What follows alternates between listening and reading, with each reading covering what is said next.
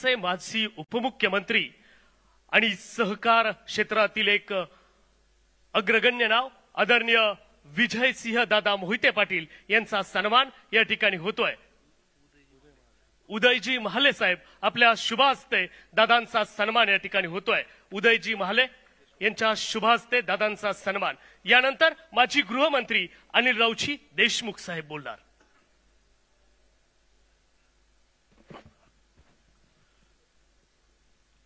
आदरणीय आपल्या सर्वांचे दैवत साहेब माननीय जयंतरावजी पाटील, कार्याध्यक्ष सुप्रियाताई, संपूर्ण सन्माननीय मंच, सर्व राज्यातून आलेले सर्व सहकारी आणि उपस्थित सर्व बंधू आणि भगिनींनो, फक्त 2 मिनिटं मी आपले घेणार आहे, कारण की सुप्रियाताईंना सुद्धा दायचा दिलेला सर्वांची भाषण आपण ऐकलीत आणि खरोखरच आपल्या सर्वांचे आधारवड आदरणीय शरद पवार यांच्या आपल्या या पक्षाच्या मध्ये या नेतृत्वाखाली आपण गेले 26 वर्ष साहेबांच्या खांद्याला खांदा लावून त्यांच्या सावलीमध्ये आपण सर्व काम करतोय।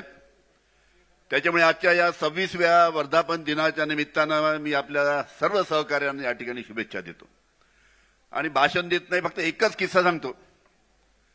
एकच फक्त किस्सा आपल्याला सांगतो की जेव्हा आपला जो राष्ट्रवादी काँग्रेस पक्ष, जो ओरिजिनल पक्ष, याच्यातनं जेव्हा आपले काही सहकारी आपल्याला सोडून जेव्हा बाहेर गेले, त्याला किती झाले, 2-2.5 वर्ष झाले असतील, आपले सहकारी जेव्हा आपल्याला सोडून बाहेर गेलेत,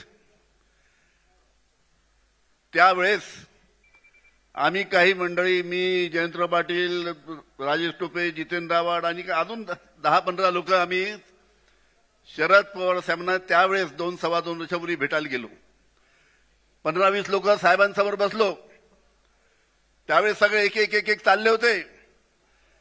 आम्ही भेटायला गेल्यानंतर आज जेवढे साहेबांपाशी आहेत तेवढे लोक आम्ही तिथे होतो। त्यावेळेस साहेबांनी आम्हाला समोर बसल्यानंतर सांगितलं की हे सर्व लोक चाललेत आपल्याला सोडून, तुमच्यापैकी सुद्धा काही लोकांना जायचं असेल तुम्ही जाऊ शकता।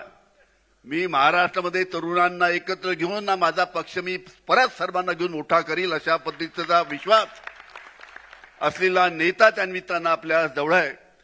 त्याच्यामुळे आज जरी थोडी परिस्थिती वेगळी आली असली की ईव्हीएमच्यामुळे आपल्याला माहित आहे की मधल्या काळामध्ये विधानसभेच्या निवडणुकीच्या नंतर विधानसभेच्या निवडणुकीमध्ये काय झालं, लोकसभेच्या निवडणुकीमध्ये जे चित्र आलं, त्याच्यानंतर जे विधानसभेच्या निवडणुकीमध्ये चित्र आलं, अरे ईव्हीएम डुप्लिकेट, मतदारसंघाच्या याद्या डुप्लिकेट, मतदारांचं ओळखपत्र डुप्लिकेट, आणि म्हणून विजय सुद्धा डुप्लिकेट त्या निमित्तानं झाला आहे। डुप्लिकेट सरकार, ईव्हीएम सरकार त्या निमित्तानं आहे। त्याच्यामुळे या ईव्हीएम सरकारचे जे निर्णय अनेक आहेत, आता त्याचा उल्लेख करणार नाही, वेळ नाही। ज्या पद्धतीनं आज महाराष्ट्राचे जे मुख्यमंत्री आहेत, विधानसभेमध्ये त्यांचे तुम्ही भाषण ऐका।